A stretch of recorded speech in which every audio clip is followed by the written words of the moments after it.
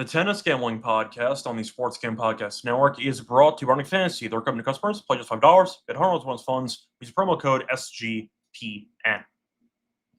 And welcome, everyone, to the Tennis Game Podcast here on the Sports Game Podcast Network. It is currently Wednesday night, November 5th, around 11:30 p.m. Eastern Time. I'm Moselle Scott Reichel, once again going solo for this pod. Time to get into the quarterfinal matches in Athens and Metz taking place on Thursday. Before we get into the actual match previews, though, a reminder, support the show by like, subscribing to YouTube. Reminder, podcast is also available on Spotify and Apple. So check it out, either audio only, Spotify or Apple, or on YouTube with the, of course, video component. But either way, like, subscribe on YouTube, leave a rating and a review on Spotify or Apple to help the show grow.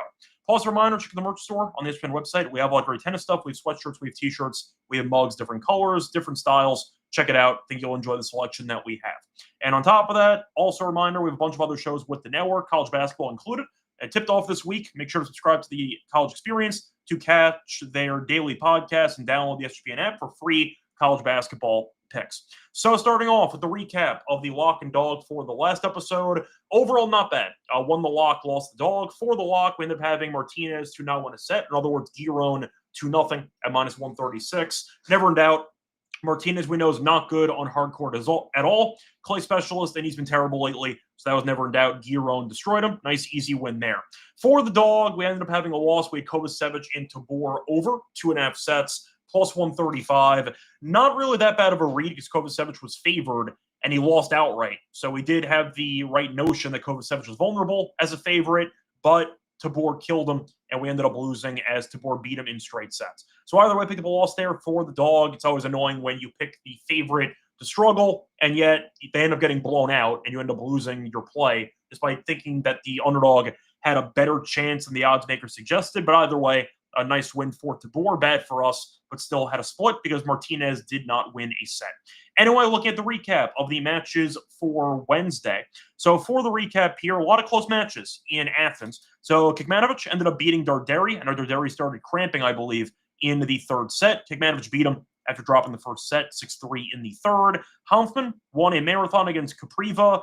Pretty embarrassing that Opelka lost in straight sets to Capriva on hard court, but either way, Hanfmann ended up winning. Was competitive, though. Won 7-5 in the third set. Nice win for him.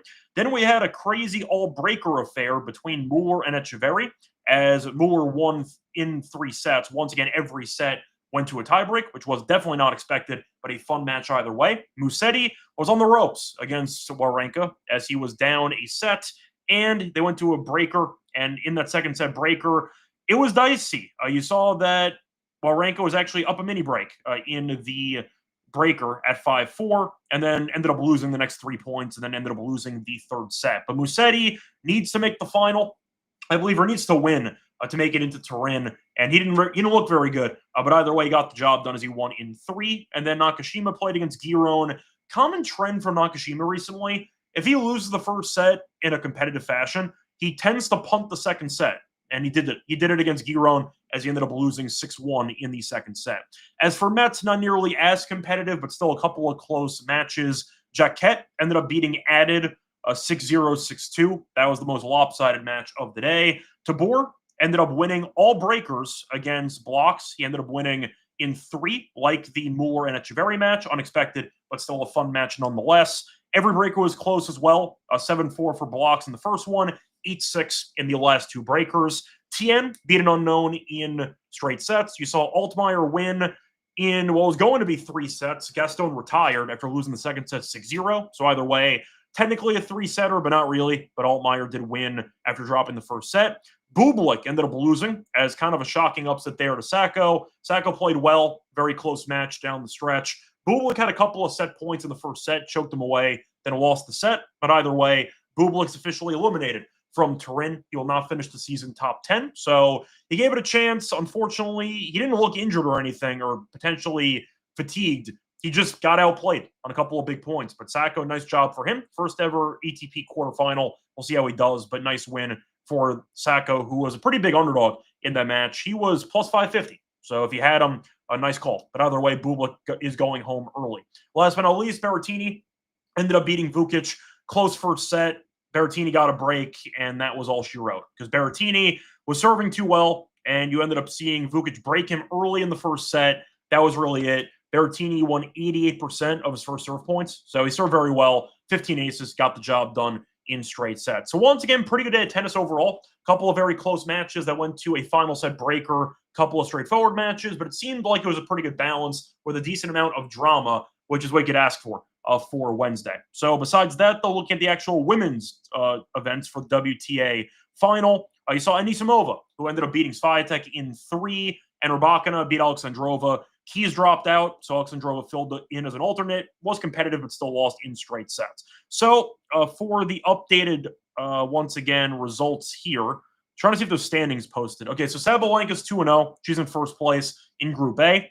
Goff is 1-1. She's in second. Pegula 1-1. She's third. And Paolini is 0-2. She's dead last. For Group B, Rybakina is 3-0. Anisimova is 2-1. Swiatek is 1-2. Alexandrova filled in for Keys, so whatever combination you have there, combine their 0-3. So we'll see what happens, but WTA finals have been entertaining. We had a couple of close matches today, or at least one very close match. The other one was a competitive straight set win against the last-second fill-in in Alexandrova. But either way, it's been entertaining. The first two sets of that Swiatek and Anisimova match were very high level, and it felt like Swiatek ran out of gas in the third set. But either way, time to move on into the breakdown of the matches on Thursday for Athens and for Metz. Before we get into the actual breakdown, though, a reminder that we are brought to you by our sponsor, ADVERTISE. Uses bet on football, college basketball, the NBA, hockey, tennis, you name it. They have a prop builder, which is very, very good. I recommend. Use crypto for funding your account for getting nice payouts as well. When you hit to MyBookADG, use code SGPN for 100% debt back bonus on 500 customers. MyBookADG promo code SGPN. We're also brought to you by Novig, the number one prediction market for sports in America. Get some great prices, reduce juice when you are checking out your bets. I found a lot of value on Novig, whether it involves interception props in football, whether it involves double-double props, for example, in basketball. The prices are good. I recommend Novig. Check it out. But they're also available in a bunch of states, 35 plus. Download the Novig app. When you do so, you get a nice deal when you sign up with our promo code. $50 to spend just $5 if use our promo code SGPN and actually Novig promo code SGPN. Welcome back, everyone, to the Tennis Scam Podcast. Finish recapping what happened on Wednesday. Time to move on into the actual breakdown of the quarterfinals. Actually, before we do that, I'll briefly mention the updates on the quarter odds because that is kind of important to segue into the matches. So for Athens, first quarter, we still have Djokovic at minus 188. Juicy, whatever. We had Tabilo, who gave him a sweat for a set, but just in case, I think Djokovic should win. Spoiler. But minus 188 there for the first quarter. Second quarter, we did lose on Nakashima at plus 120, but we have Hanfman at 5-1. So we do have somebody who's alive in the second quarter. Good price as well. We'll see what happens at his match against Guillaume. For the third quarter, we have somebody alive as well. We did lose Majcik at 650 in the first round, but we had Korda at plus 120, who's also in the quarterfinals. And fourth quarter, we took one guy. We took Musetti at minus 138. So for Athens, we can still sweep the actual quarters. We'll see what happens in the matches on Thursday. Overall, not too bad. For the outrights, we have two people. Both are still alive. We have Djokovic at 170, and we have Korda at 10-1. So can't complain about Athens so far. For Metz, we had no actual quarter odds for the first quarter listed, but we gave out Kaza and Nori's still alive, so that's still technically a chance to win that one as well. Second quarter, ended up losing with Rinderknech at 3-1. Third quarter, we ended up losing with Bublik at minus 110. Fourth quarter, we still have somebody left. We lost Mutet at 250, but we have Tien at plus 187. For the outrights to win the event, still have some people who are alive. A couple people lost, though. Bublik at 350 ended up losing, and Mutet at 12-1 ended up losing. Still have Tien at 9-1, and we have Nori at 16-1. So overall, pretty good. I can't complain. Chance to win, I believe, 6 of the 8 quarters. So we'll see how that works out. And for the outrights, we have 2 left for each event. So hopefully we end up cashing some big outrights, but we'll see what happens. Wanted to mention that before I forgot. So segueing into the actual matches that we have on the card for the quarter, starting off with Athens, starting at around 6 a.m. Eastern, and by comparison, Metz is starting at around 8 a.m. Eastern. So for the first matchup, pretty good one on paper. You have Korda taking on Kekmanovic. Korda, we have to win the quarter. So once again, if you already took him, then you don't have to bet this again. Korda, though, minus 230, give or take. Kekmanovic is plus 180. For the spread, minus 3.5 for Korda, plus 3.5 for Kekmanovic, minus 130 or so on the juice for the plus. And for the over-under in games, I see 22 Now, for the path so far, Korda's been looking fine. Beat Popperin in 3 and beat the Zoomer in 3. Kecmanovic, though, beat Mychik in straight sets and beat Darderi in 3. Now, the head-to-head, we've seen Korda dominate the last 2 meetings this season. They faced off in 2022. Kecmanovic won in straight sets in Miami. After that, though, 2 meetings this year. Adelaide, 2-0 Korda. Winston-Salem, 2-0 Korda. So Korda's 4-0 in the sets this year, and I think he's going to end up winning again. For the path, once again, Darderi got injured, which was definitely a nice, I'd say, break for Kecmanovic. Korda has had a couple of dicey matches, but the Zoomer's been okay recently, and you are looking at his first-round match against Popperin, who's not been good, but still won a 1,000 title on hardcourt a year or 2 ago. He's still a pretty good hardcourt player, so I think Korda's the better guy right here. The issues about the mental issue, I'd say the mental, once again, breakdown potential from both guys, and the fact that Kecmanovic's movement can deteriorate very quickly. It does feel like once he mentally checks out, the movement's gone. Korda's going to try to go for some balls. The shot selection might be an issue. I think Korda should win, though. Said before, he's won all 4 sets this season on hard court against this opponent. I think he'll do the same thing here. I'm going to go with the favorite here. Give me Korda to get the job done in what I think is a decent price. Straight sets, I'm going to pass on, though, because I do think that it might end up going 3. Korda has dropped a set in each of the first 2 matches in this event. So we have the actual quarter pick already. Not going to really double down on it. I don't mind the Korda team total over potentially at 12.5 at minus 137. I can see a close set followed by potentially a straight set win, or it goes 3. I don't mind the Korda team total over 12.5 for that one. Moving on to Musetti taking on Mueller. Now, you're looking at Musetti, who's minus 420. For Mueller, he's plus 310 for the spread, minus 4.5 for Musetti, plus 4.5 for Mueller. The over-unders at 21.5. Now, for the path so far, Mueller, like Korda, has been winning in very dicey fashion. Beat Struff and beat Etcheverry both in straight sets. Final set tiebreak against Etcheverry and against Struff. So he's gone the distance in both matches, and he came out on the other side. As for Musetti, he had a war against Wawrinka, which is not a great look. He's played a bunch of tennis, did lose early on in Paris, though, so he had some time off to get ready for this event. But we know Musetti has all the pressure on him as he's trying to get a spot in Turin. He's going to have to make a good run here. And I'll put it this way. That match against Wawrinka, not really instilling much confidence in me for his sake. So I do think for this matchup in general, it feels like a very massive spread. They faced off 2 years ago on clay. Mueller did beat Musetti in 3, so it was close. I know it's on clay, different surface, but we know Musetti's an elite clay player, and Mueller beat him outright. So you're looking at Mueller, who I think can keep this close. I didn't mind the over for actual sets at 2.5. But for the spread, if you're going the distance with Wawrinka in 2025, not a good look for you. I'll take Mueller plus the games. I think Musetti might win. Still not really sold on his hard court game. I think he's gotten better at it. He's not a lead on hard court by any means, but I think Mueller can hang in there. Pretty solid rallier. I can see a couple of long points, or a bunch of long points in this one. But I'll go for the value with the dog here. I think Mueller actually can win this outright. But 420 is a very large price for a guy who struggled against a corpse on Wednesday. So I'll go with Mueller plus the games at 4.5. Feels very generous at minus 137. I'll take that as my choice for the main thoughts on this match. I don't mind the over 2.5 sets, though. I think Mueller actually might win this. I think it's actually a pretty good long shot price if you want to take a flyer for the money line. Moving on to one of the bigger favorites on the card, Djokovic taking on Borges, minus 770. I see Borges at 5-1. For the spread, minus 4.5 for Djokovic, plus 4.5 for Borges. The over-unders at 21.5. Now, once again, by comparison, I think it's insane. Juice is a bit different, but I think it's insane the same spread is between Djokovic and Musetti when Djokovic is $3 more expensive on money line. The pricing doesn't make any sense if you're correlating the spread to the money line, so I think Musetti is mispriced. Now, for Djokovic, we know that he has not played much recently, played in the Six Kings Slam, got injured in the third place match, came back here, ended up winning in straight sets against Tabilo. Did not look great early, physically speaking, but he ended up getting the job done, and he coasted in that second set.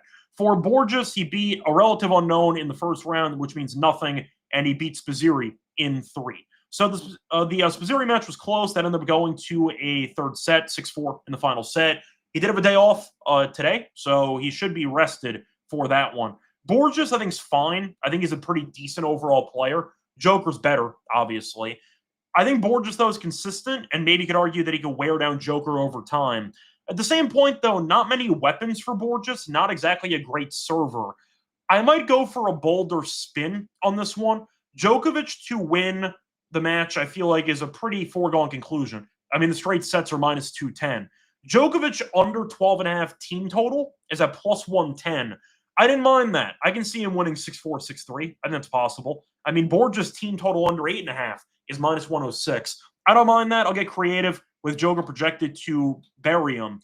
Give me Djokovic in straight sets, which is too expensive, obviously. So give me some pivots. I'll go for the team total under on Djokovic, picking a pretty straightforward match, as well as the under team total for Borges for that one. Moving on to the last match in Athens. Giron taking on Hanfmann. Not the matchup we thought, but a decent one on paper. So Giron looks decent again. Minus 185 or so. Hanfmann's plus 150 for the spread. Minus 2.5 for Giron, plus 2.5 for Hanfmann. The over-under is at 23.5. Now, the head-to-head faced off this year, actually, in the Aussie Open, and Giron did win in 4. Lost the first set. There was a 7-5 in the second set, a 7-5 in the fourth. So it was close. I'm going to point out, though, that Hanfmann ended up having 23 break points that he had to face. Giron only faced 8. So Giron served a lot better than Hanfmann. Hanfmann only ended up winning 41% of his second serve points. Giron, by comparison, 154. Now, you could argue that Hanfmann's a worse version of Nakashima, and I wouldn't really argue with you. I think they're pretty similar stylistically. The thing is, we have Hanfmann already at 5-1 to win the quarter. So if you want to hedge this, you can. It's expensive at minus 186 or so. But once again, 5-1, the arbitrage does work if you want to end up taking Giron money line to hedge your losses or to make a profit, once again, guaranteed. But for this one, I think it'll be close. I mean, Hanfmann's been fine, beat a complete unknown in the first round in Ivanov and ended up beating Kapriva in 3. In qualifying, though, beat Molcan. You haven't heard that name in a long time. And beat Klein in the first round. Giron beat Martinez, who we mentioned before was a complete lost cause. That's why we had Giron as the lock to win in straight sets. And Nakashima, who's not been very good lately, but still a good hardcore player, especially indoor with his good serving. The thing is, Hanfmann is still not a great rallier. And we know Giron, the one thing he's very good at is rallying. So if Hanfmann's return game is not going to be crisp, and if the serve's not going to be incredible, I do think Giron's a bad matchup, fundamentally speaking, just for the ability to extend and elongate rallies, force Hanfmann to making mistakes, and the court coverage for Giron is a lot better than the court coverage for Hanfmann. I think Giron wins. I hope I'm wrong, because, of course, I want that 5-1 outright, but I do think Giron is worthy of being a favorite. You could argue the spread's a bit expensive, or I should say the money line's expensive, minus 186. I get it. I think it makes sense, but yeah, I think Giron's going to win. The issue is the team total for Giron is 12.5 at around, I mean, I saw minus 160. So let me just check Caesars, which does have the best prices for team totals in the market. So let me quickly see what the price is there for Giron. If they have it, they do not. So I can't check that, but keep an eye out for that during the morning. I don't mind Giron team total for that one at 12.5 if it is below minus 150. Moving on to Metz. So for this one, first matchup, you have Jacquet, a complete unknown but a home country guy, taking on Norrie. Now, Norrie's minus 300, give or take. Jacquet's around plus 230. For the spread, minus 3.5 for Norrie, plus 3.5 for Jacquet, and the over-under in games is at 22.5. Now, Norrie we picked pre-tournament to win the event and to win the quarter. So I already have him as at a good number to win the quarter, and now he's like minus 300, give or take. Now, for the results so far, Norrie's been winning, not easily. Beat Royer in 3 and beat Kaza in 3. Decent competition. We saw him in pairs, beat Baez, beat Alcaraz, lost to Vacharov, but he ended up showing up here. Royer's been good, especially on hard court the last couple months, and Kaza has a good serve. He's been good as well. That Kaza match was very high level, if you watched it. It was not a fluky win. Kaza got injured eventually in the third set, and Norrie steamrolled him in the third. But 2 breakers to start the match. Very high level. It looked like it was a very solid match between 2 top 15 guys.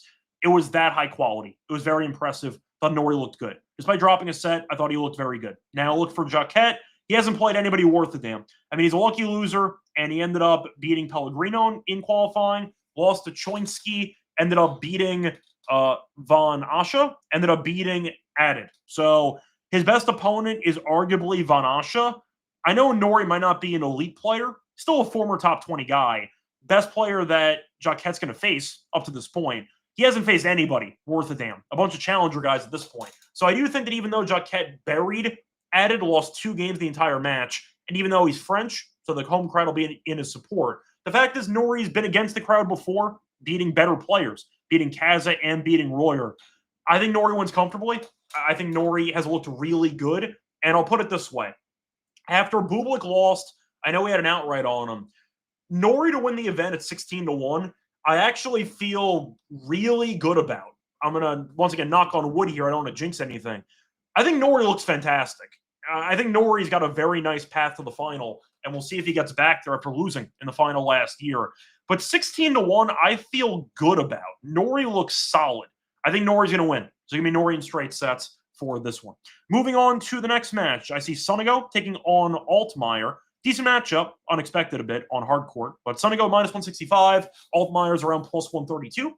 For the spread, you have minus 1.5 for Sonego, former champion here, and you have Altmaier at plus 102 for the plus 1.5. The over-under is set at 23.5. Now, for the actual matchup, historically speaking, looking at the head-to-head, there is, I believe they faced off twice. So both were dated, faced off in 2017 on carpet. That's how long ago we're talking about. Carpet indoor.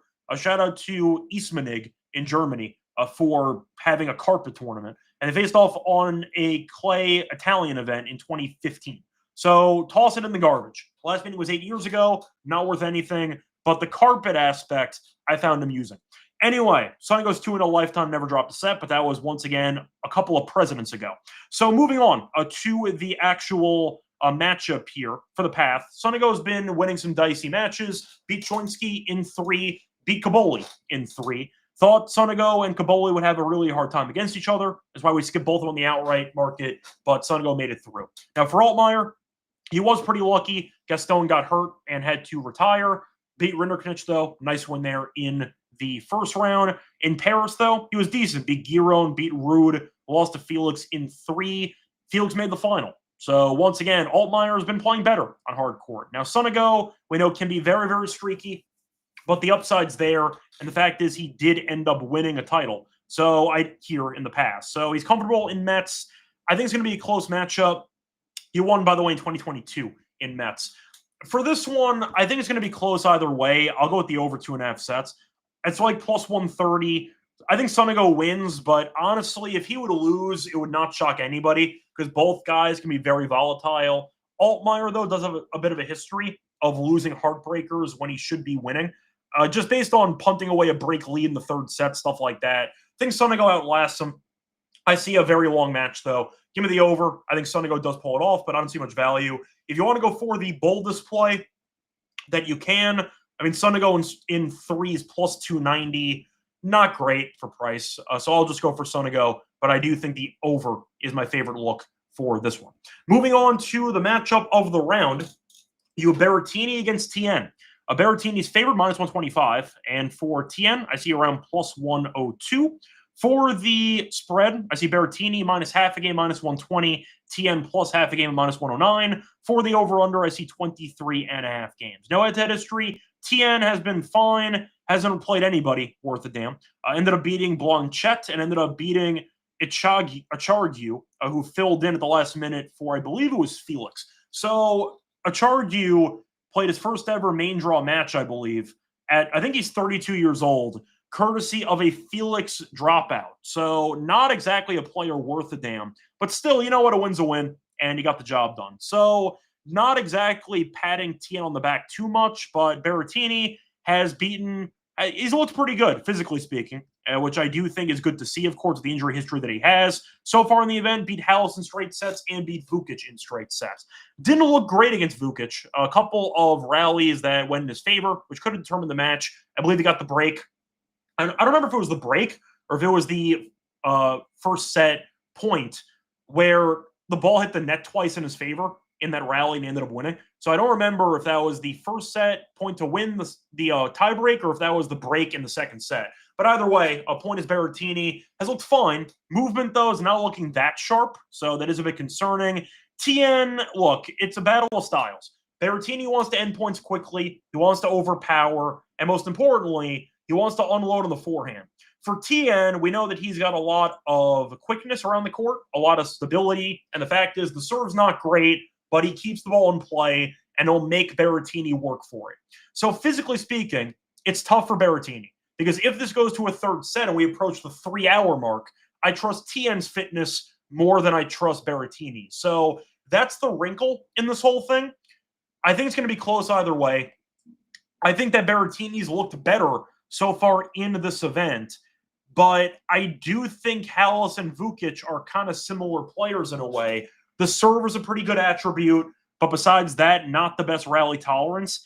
TN's going to bring Berrettini into very deep waters, and I'm not sure how he holds up on it. So for the value, I see a coin flip here. Give me plus money on a coin flip. I think Berrettini could definitely win this, but plus 102 for what I think is a 50-50 call, I'm going to take it. I'll give him the plus 102 on TN. I don't mind the TN team total over 12.5. I mean, Berrettini team total of 12.5 is not bad either at about minus 140. Because you're probably picking Berrettini if he ends up winning to go to a breaker in one of these two sets. So I don't mind the team total for Berrettini or TN, maybe both. But I think you're looking at what should be a close matchup. I'll pick the dog for the plus money. Moving on to the last match on the card, we saved the most random match for last. We have Tabor taking on Sacco. Now, Sacco's in his first ever ATP quarter. I believe Tabor is as well. He has the home country advantage, though, of course, being in France. One wrinkle, they play each other in qualifying at this event. So they just face off against each other. We'll see what happens. Now, for that match, Tabor did win in 3. Sacco got the lucky loser draw, made the most of it, ended up beating Pericard and beat Bublik in 3. Not fluky. He played very well. So nice job by him. For Tabor, ended up beating Budkov in the first round of qualifying, beat Sacco in 3 in the final round of qualifying, beat Kovacevic, and beat Blocks all in breakers in that last match. So both guys are in kind of uncharted territory. We saw Tabor outlast them in the qualifying match, 6-2 in the final set. The pricing, though, I think sounds about right. It's kind of a coin flip at this point. Tabor's minus 130. Sacco's around plus 104, plus 105. The over-under is 22.5. For the over 2.5 sets, I see plus 130. I'll go back to it. I mean, Sacco's look good. No way around it. Beating Bublik, who was playing pretty well in the match, I think is a very good sign. You can argue immediate rematch angle. They're going to go with the dog and pick Sacco to get some revenge. That could be the case. I think I would go with Sacco because I actually liked what I saw against Bublik. It wasn't a fluky upset where the ranked guy just was spraying shots all over the court, couldn't hit a serve. No, Bublik played well. Sacco just beat him in the clutch spot. So I'll go for the revenge angle here with Sacco. I don't mind the over 2.5 sets, rinse repeat from the qualifying match, but I think Sacco is alive at plus money, so I'll go for him for that one. Anyway, let's wrap it up for the quarterfinals in Metz and in Athens. I'm going into the lock and dog picks. Before we get into the lock and dog, reminder they're brought to you by our sponsor, Arnold Fantasy. So play Fantasy Pick Entry, chance to win 5,000 times your entry, mix and match your sports, play higher or lower on player stats. You can do tennis mixed with basketball, mixed with hockey. Do whatever you want. You have a lot of options there. Check it out. But a reminder, new offer for customers, play just $5. Get $100 bonus funds. Use promo code SGPN. We're also brought to you by Rhythm. They're crushing in college football, the NFL, and now they added NBA. They're giving away cash prize every week. Just for tracking your bets in the app, track 5 bets for any model that you build, and you can win $1K. We have a nice discount code, though, with Rhythm as well. So use promo code SGPN25 when you download the app for quarter first month. That were the once again, Rhythm. Promo code SGPN25 for 25% off your first month. Promo code SGPN25 at Rhythm. Welcome back, everyone, to the Tennis Scam Podcast. Finished going through the preview of the quarters in Athens and Metz. Time to move on into the lock and dog picks. For the lock, I'm going to go back to Metz, actually. The early match. Give me Norrie straight sets at minus 110. I know he's dropped a set in the last 2 matches. I think he looks great, simply put. Norrie's playing very well. He's 4-1 in the last 5. Did beat Alcaraz in Paris. So the fact is Norrie is playing better. We know last year he made the final here. He's comfortable on the courts in Metz. But Royer and Kaza are playing very well, and Norrie survived. His level didn't drop off. Very good fitness for him. As for his opponent here in Jacquet, relative unknown. He's beaten absolutely nobody in the event so far. Mentioning the path for Jacquet in qualifying, he beat Pellegrino, who's more of a clay guy in the challenger circuit. He lost to Choinsky, So he actually didn't even qualify. He was a lucky loser. Beat Van Asche, who is a young French player, no firepower at all, not exactly a great player by any means, and beat Added, who's a complete unknown, beat him handily. So Jacquet hasn't beaten anybody in the event. Best win is arguably against Van Asche, which is just not good at all. Norrie's played good competition, beating Royer, who made an ATP final a couple weeks ago, and Kaza, who made a final or two this year. So the fact is, Norrie's beaten better competition. He looks very good, and he's the defending runner-up at the event. I like the price here. Think it's too cheap. Give me Norrie straight sets on -110 as my lock for the show. For the dog, I am going to go with the matchup between Muller and Musetti. Give me Muller to win a set at +113. I like the price. Musetti has not been playing great recently. He's lost at least one set in 3 straight matches. Saw him drop a set to Wawrinka, and he was down a mini break in the second set breaker. Wawrinka, we know, is well past his prime, mostly a challenger guy, and Musetti was on the ropes. Not a good look for Musetti, so I do think there might be some value on Muller for this one. Muller, though, has beaten better competition so far in the event. We saw Musetti only play Wawrinka after a bye. Didn't look good. As for Muller, beat Struff in 3 sets and Echeverry in straight sets. I know that Struff's had a bit of a down year, but in general, 2 guys that are pretty well known around tennis, usually top 50 guys, top 40 guys. Decent competition so far compared to only 1 match against Wawrinka. I think Muller's playing well, and the fact is, I do think he can at least win 1 set against Musetti. Faced off a couple years ago on clay, which of course is Musetti's best surface, and Muller won outright in 3 sets in Marrakech. So different surface, but still, Muller, point is, has beat him in the head-to-head before. We need 1 set. He's been good so far in the event. Good enough for me. I think Musetti, though, after that lackluster win against Wawrinka, I just think the price is off. Give me Muller +1.5 sets here at +113 as my dog for the show. So once again, the lock and dog for the quarterfinals. The lock's going to be on Norrie straight sets against Jacquet at -110. For the dog, give me Muller +1.5 sets against Musetti at +113. To wrap it up for the show, back once again for the semis in Athens and Metz. Till next time, support the show, like, subscribe to the actual YouTube channel. We'll be rating and review on Spotify and Apple. Also, check me out on Twitter at Reichel Radio. Till next time, good luck to all of you and all of your